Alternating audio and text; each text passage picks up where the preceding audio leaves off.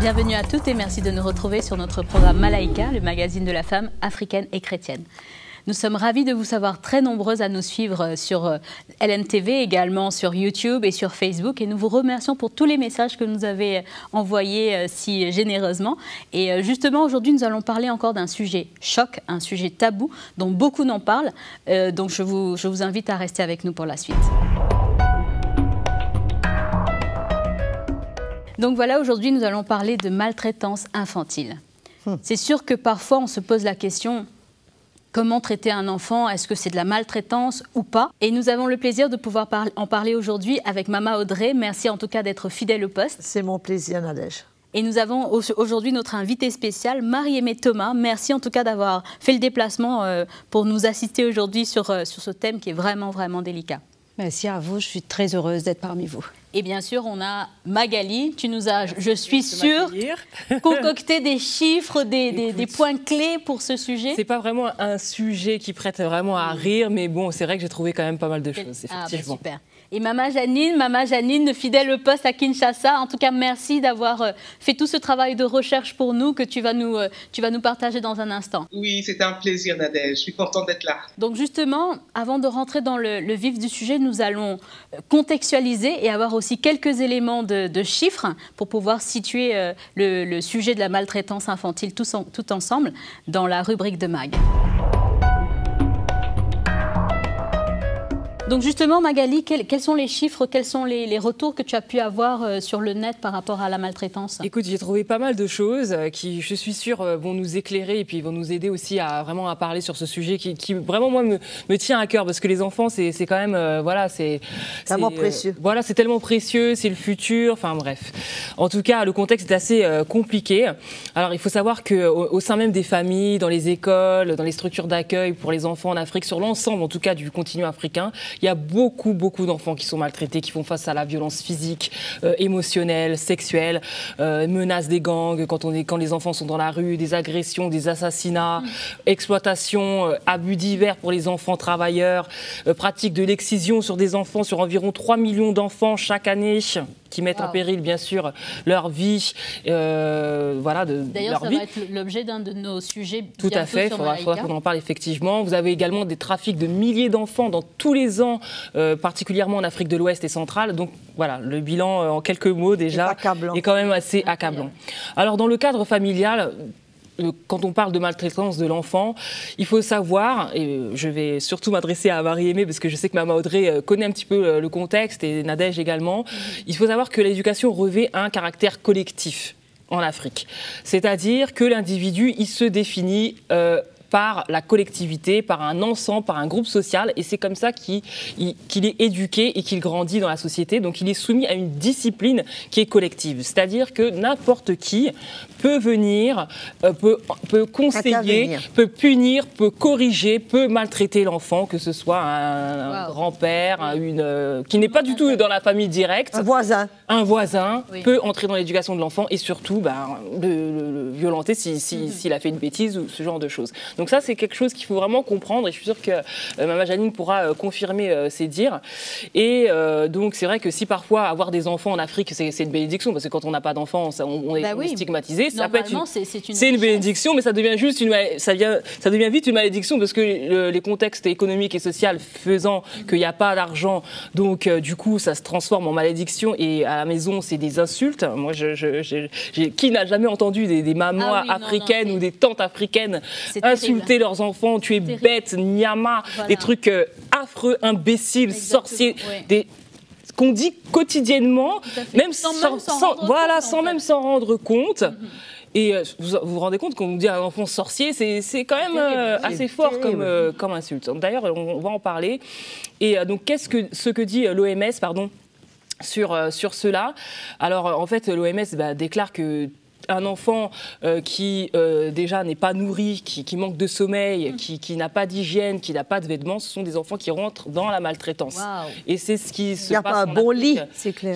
Il y a beaucoup d'enfants en Afrique qui ne dorment pas, qui ne mangent pas à leur faim, qui sont négligés, vraiment des négligences lourdes, des traitements aussi négligents, des exploitations. Enfin bref, c'est vraiment assez terrible. Il y a beaucoup d'associations justement qui sont nées en Afrique parce que le constat est très très alarmant par rapport au reste du monde.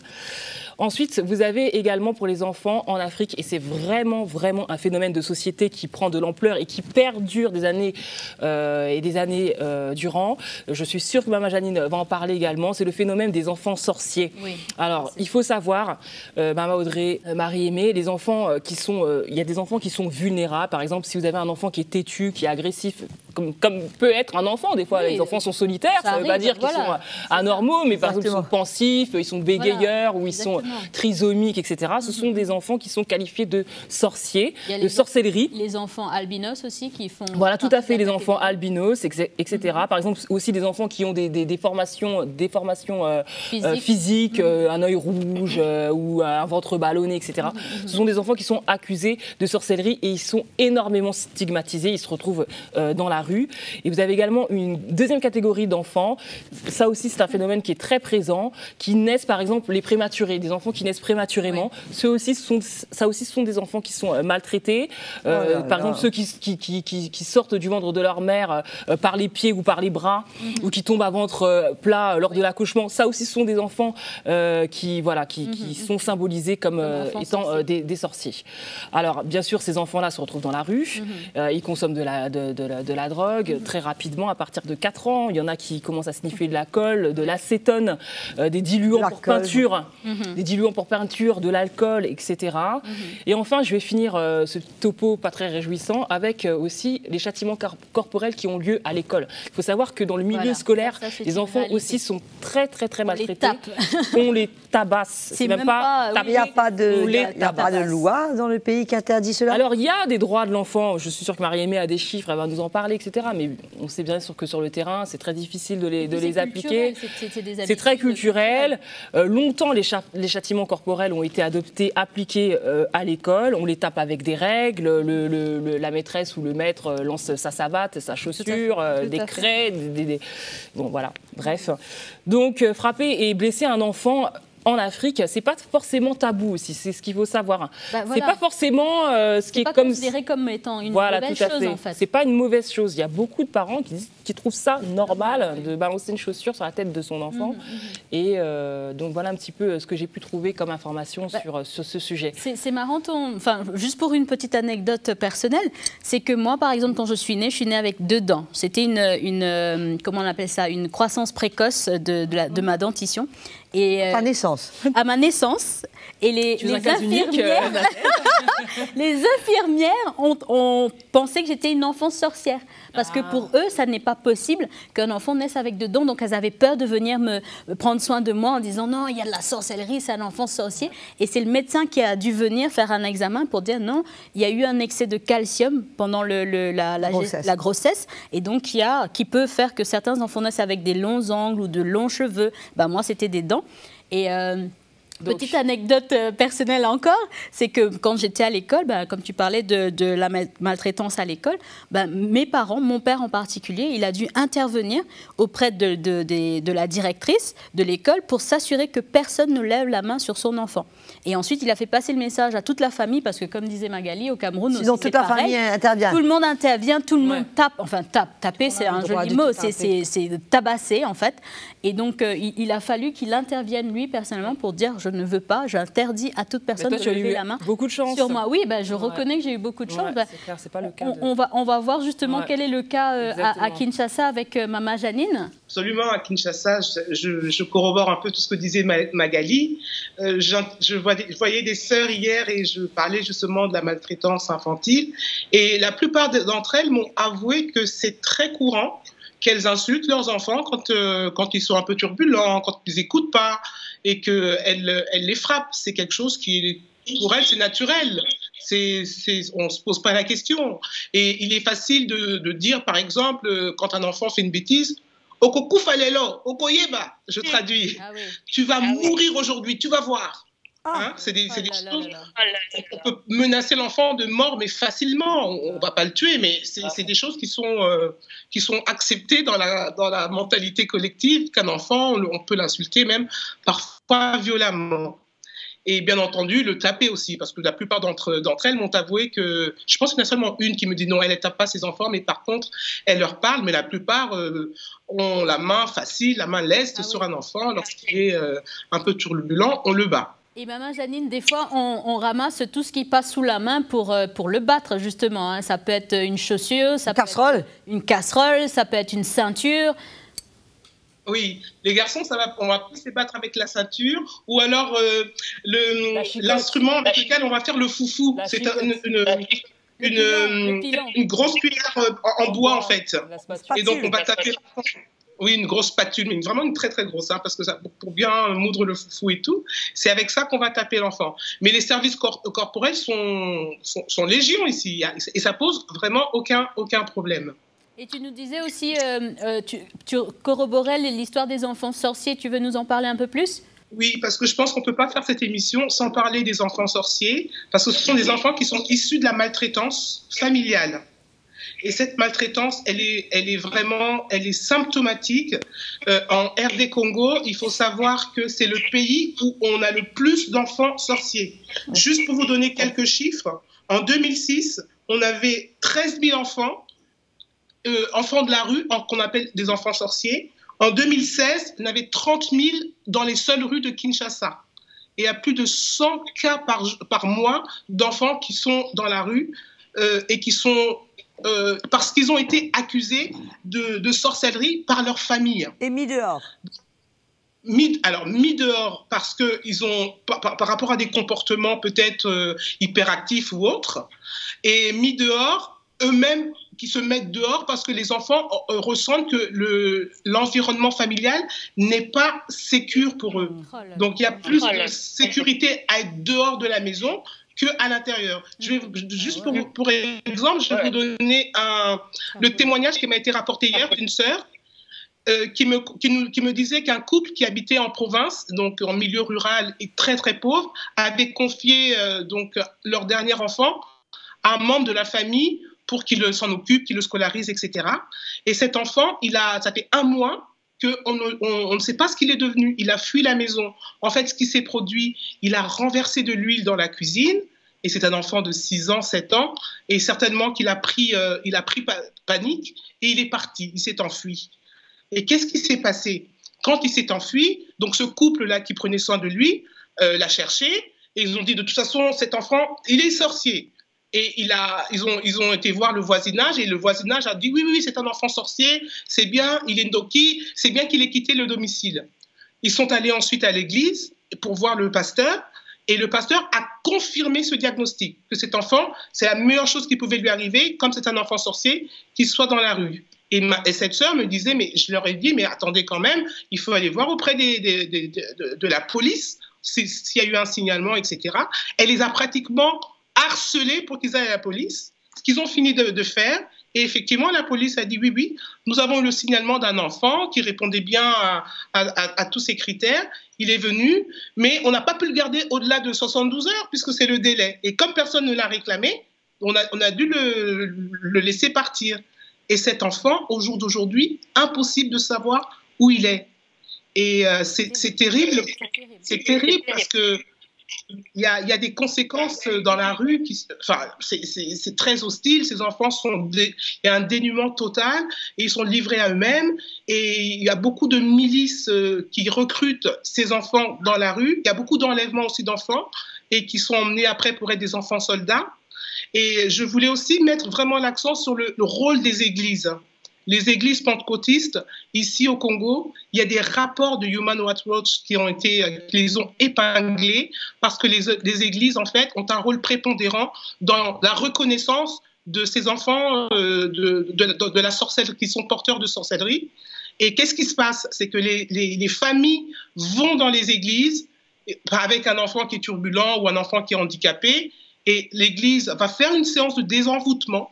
Et parfois, ces séances de désenvoûtement sont dramatiques. ils vont parfois ouvrir avec un couteau un viscère, parce qu'ils vont estimer que ce viscère est supposé contenir l'envoûtement maléfique, et ils vont enlever un morceau du corps humain de cet enfant, ou alors ils vont lui demander d'ingérer des substances mortelles. Et c'est comme ça qu'il y a des cas de mort tous les jours à cause des églises évangéliques pentecôtistes qui relaient, qui cautionnent un peu ça. Pourquoi? Parce que c'est une source de gain, il faut le dire, et ça, il faut le dénoncer, parce que ces délivrances sont monnayables. Et les pauvres familles sont prêtes à mettre $20 pour une séance de délivrance de leur enfant. Et ça, c'est juste insupportable. Mais il blâme qui, maman Janine, pour cet enfant sorcier? Comment il est arrivé à être un enfant sorcier? La faute est à qui? Je pense qu'il y a beaucoup de causes. La famille est confrontée à plusieurs problèmes, Audrey. Tu sais, ici, il y a un contexte de guerre qui dure depuis 20 ans. D'ailleurs, ce phénomène existe depuis que la guerre a commencé ici au Congo. Il faut savoir que cette guerre a fait 6 millions de victimes, dans l'indifférence la plus générale et avec un silence médiatique international qui, pour le moins, interroge. Il y a des millions de victimes, il y a des femmes qui sont violées, il y a des enfants qui sont tués. Et donc, la famille, aujourd'hui, Magali parlait tout à l'heure de cette notion familiale en Afrique qui est tellement importante.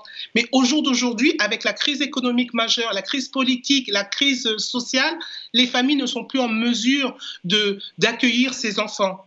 Et comme ils sont plus en mesure parce qu'elles-mêmes sont très pauvres, donc, elles vont se servir de ces enfants pour justifier leur malheur. Et ces enfants, souvent, quand les accusations, qu'est-ce qu'on leur reproche? D'être à la cause de divorce des parents, d'être à la cause de la mort d'un tel. Si papa a perdu son travail, c'est parce que c'est toi qui empêches de tourner en rond. Donc, en fait, l'enfant est devenu comme un bouc émissaire. Et comme il est fragile, il est sans défense, c'est lui sur qui on va faire peser tous les maux de la famille. Dans un contexte de guerre, dans le contexte de tout ce qu'on veut, l'Église n'aurait pas dû se retrouver dedans. L'Église aurait dû avoir une autre politique, un autre agissement, un cœur envers ses enfants, au contraire, pour les accueillir, pour aider ses parents à avoir leurs responsabilités et comment aider ses enfants et à les entourer, à les aimer. Le drame, c'est de voir que l'Église et le monde, dans ces situations, ne sont qu'un. Il n'y a aucune différence entre le monde et l'Église. Oui, c'est clair. Juste pour situer pour nos téléspectatrices, donc Marie-Aimée est maman, elle aussi, diaconesse dans l'église où elle est. Et donc Marie-Aimée a été aussi dans le ministère pour la défense des droits des enfants. C'est bien ça? Exactement. Elle a aussi travaillé parmi les enfants en difficulté sociale pendant beaucoup d'années. Dans le domaine social, dans une ONG, comme directrice de l'ONG. Alors, ce que je voulais voir aussi, Marie-Aimée, c'est est-ce qu'il y a un statut de l'enfant? Est-ce que l'enfant a des droits? Est-ce que c'est un individu qui a une possibilité de se défendre dans certains cas? Exactement, Nadège. Moi, ce sujet-là, ça me touche vraiment quand j'entends le rapport de Magali. Je t'entends, Janine, j'ai envie de pleurer. Oui, c'est clair. Mais je vais faire confiance au Seigneur. Oui. Parce que quand on touche aux enfants, ça me fait très mal. Très, très mal. Et de savoir tout ce qui se passe, la souffrance des enfants en Afrique. Là, on est en train de parler, focus un peu plus sur les enfants en Afrique, les familles en Afrique. C'est vrai qu'avec la crise politique, économique, la pauvreté, toutes les maladies, enfin, tous les problèmes qui peuvent exister. Mais moi, dans tout ça, je dis, mais où est l'enfant? Où est le respect? Où est la place de l'enfant? Cet enfant-là, c'est une bénédiction, c'est un cadeau du Seigneur, que le Seigneur nous a confié. Et tout ce qu'il demande, c'est d'assurer sa sécurité, sa protection, qu'on l'aime, qu'on s'occupe de lui. Et qu'on prenne soin de lui. Il ne demande rien de plus. Justement, par rapport à un adulte, est-ce que l'enfant a moins de droits, plus de droits qu'un adulte? L'enfant est un être humain. L'enfant a les mêmes droits d'être respecté, d'être protégé.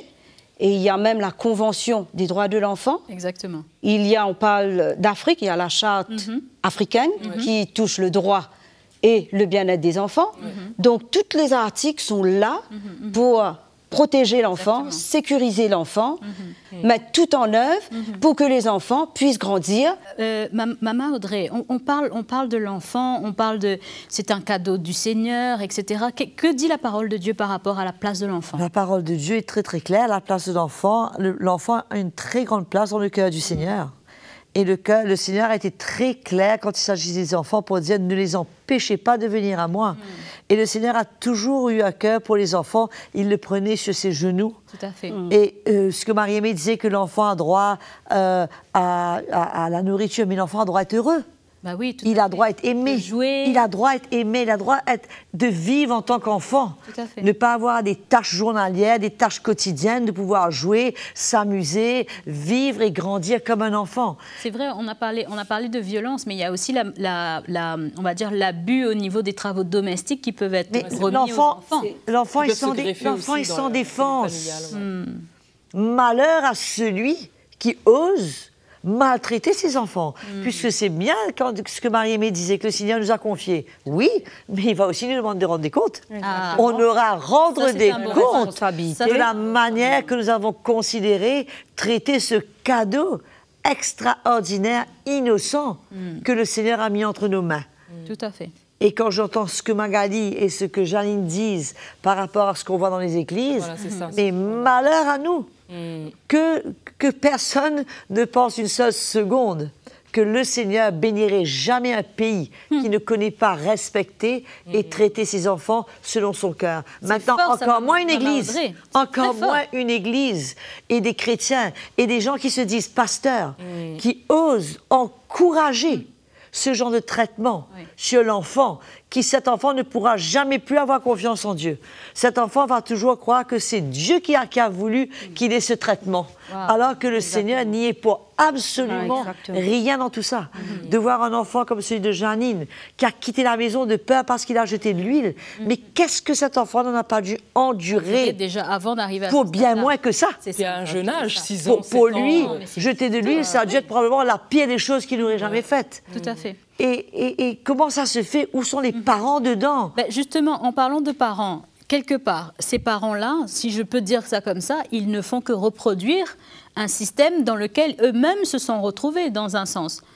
Marie-Aimée, c'est le constat aussi qu'on fait. Souvent, j'ai entendu le témoignage de Janine venant des sœurs, qu'elles-mêmes, elles ont été victimes de maltraitance, de violence, tout à fait. Et qu'aujourd'hui, elles reproduisent la même chose. Que c'est normal de battre, d'insulter, de menacer, c'est normal. Alors que c'est pas normal. Voilà, c'est ça. Je pense que ça va être important de le dire. C'est pas normal de maltraiter, d'agir avec violence envers un enfant. C'est un cercle destructif que je dis à haute voix qu'il faut arrêter, qu'il faut cesser. Et que nous, en tant que responsables, que ce soit dans l'Église, je fais un appel aux associations, je fais appel au gouvernement, à tous ceux qui sont concernés, tout à fait. Mais de pouvoir dénoncer, de pouvoir signaler, de pouvoir apporter de l'aide, de pouvoir faire des campagnes d'information, de formation, pour que ce cercle-là, ce cycle-là, s'arrête. Complètement. Et que ça cesse. Mais Maman Audrey, justement, je pense que l'appel de Marie-Aimée est très clair. Est-ce qu'il y a une possibilité que ça change? Est-ce qu'il y a une solution? Il y a l'Évangile. Il n'y a que l'Évangile qui peut toucher le cœur de l'homme et changer le cœur de l'homme et emmener ses parents à se repentir. Devant leurs enfants. Je crois que c'est la première fois en Afrique qu'on va entendre que les parents doivent se repentir devant les enfants. Je crois que s'humilier, s'humilier et se repentir vis-à-vis de ses enfants en reconnaissant qu'ils se sont laissés emporter par leur chair, par la culture, par leur colère, à dire des choses qu'ils n'auraient jamais dû dire et demander pardon à ses enfants du fond de leur cœur, parce que sinon ces enfants seront marqués à vie. Tout à fait. À vie. Et le fait que Marie-Aimée disait, ok, si tu as été maltraité, mais Jésus est mort. Si tu connais le Seigneur, ben, Pardonne ceux qui t'ont maltraité. Exactement. Pardonne ceux qui ont abusé de toi. Et au contraire, si tu as souffert de ça, choisis quelque chose d'autre pour ton enfant. Au contraire, choisis quelque chose d'autre pour ton enfant. Tu as la chance de pouvoir, toi, renverser la médaille, arrêter ce cycle, commencer quelque chose de nouveau. Mais fais-le. Le Seigneur est là, sa grâce est là pour t'aider. Mais malheur à ceux qui osent maltraiter les enfants. Moi, je le dis clairement, il y a un jour où ils auront à rendre des comptes au Seigneur et je préfère que ce soit eux que moi. Tout à fait. Parce que les enfants, c'est quelque chose de très précieux aux yeux du Seigneur et le Seigneur nous dit ne touchez pas aux enfants. Attention à la manière, et même il dit aux parents, n'exaspérez pas vos enfants. Timothée, Paul parle, il dit, ne n'exaspérez pas vos enfants. Attention à la manière que vous traitez vos enfants. Ne pas les irriter. Il ne faut pas les irriter, il faut les aimer. Voilà, c'est ça. Les enfants sont des enfants, ils font des bêtises. Mais nous, on n'a pas fait de bêtises. C'est ça, les parents, en tant qu'individus, ils ont été des enfants aussi à un moment. On fait des bêtises tous les jours aujourd'hui en tant que parents. Et pourquoi pas eux? Et pourquoi pas eux? Et la miséricorde, un cœur, il y a des choses qui nous font rire, je veux dire. C'est pas un drame. Je voyais dernièrement un petit truc sur YouTube où il y avait des enfants, mais ils étaient barbotés, les parents étaient absents, ils ne sont pas barbotés de peinture. Il fallait voir la tête des enfants et les parents sont revenus. Mais à un moment donné, le père lui-même, il a eu à rire. Parce que c'est tellement cocasse. Voir l'enfant, il était vert, jaune, rouge. Mais ils font des bêtises, mais c'est un drame. Tous les enfants font des bêtises. Mais c'est ça, il faut faire de la place pour ces bêtises-là. Il faut faire de la place pour les enfants, qu'ils puissent évoluer, qu'ils puissent faire la bêtise. Et c'est comme ça qu'ils apprennent. Mais ce n'est pas, en tous les cas, je sais certaines, ce n'est pas des calottes. Ce n'est pas les coups de bâton, les coups de ceinture qui vont leur apprendre quoi que ce soit. Parce que la peur n'a jamais rien aidé dans la vie de quelqu'un. Malheureusement, je dois arrêter là. Ce sujet est passionnant. Mais Maman Audrey, on va devoir passer au mot de la fin.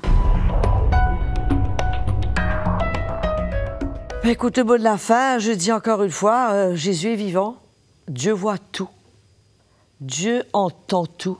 Et il n'y a rien qui échappe aux yeux du Seigneur. Que vous soyez pasteur, que vous soyez parent, que vous soyez enseignant, je veux vous rappeler, faites très attention à la manière que vous traitez les enfants, car le Seigneur, un jour, vous demandera de rendre compte.